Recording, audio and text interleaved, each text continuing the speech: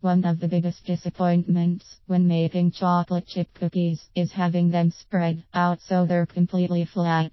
To help prevent this, there are 3 things you can do. 1.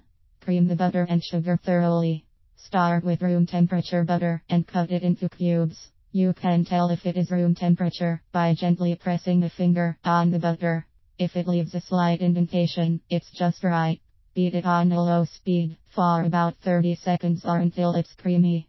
Add the sugar and beat on high until it's fluffy and pale yellow.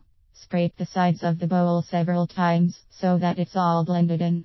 Be patient, this can take a few minutes, but it's worth the effort, as it will give a nice rise and lightness to the cookies. 2. Don't overmix. Gradually stir flour mixture into the sugar mixture, just until you don't see any unmixed flour. Overmixing will make the cookies flatter, and they will look greasy, not too appetizing. 3. Chill the dough. You've been working in a warm kitchen, and chances are the dough has warmed up, especially the butter. Even 30 minutes in the fridge will help, and it can be kept covered up to 3 days. The dough will stick together better, and it's less likely to spread during baking. Add chips at room temperature.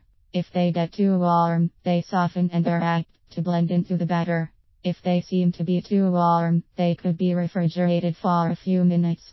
There is sometimes a difference of opinion whether to use butter or shortening for the fat. As a general rule, butter gives the cookies a better taste and crispness, and shortening makes them softer and higher. But if you checked out recipes, you would find that almost always they call for butter. If you would rather use shortening, just use the same amount as butter, but it may result in a slightly different taste. Thick cookies will be softer and more chewy. Round ones can be made by using an ice cream scoop. Flatten them a little bit with the bottom of a glass. Don't overbake.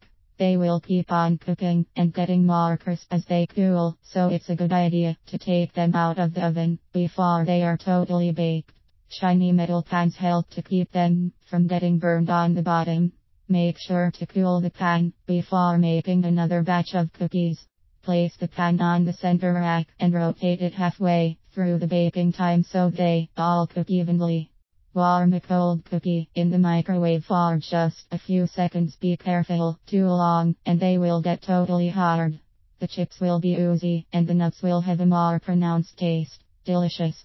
A warm cookie and glass of cold milk, anyone.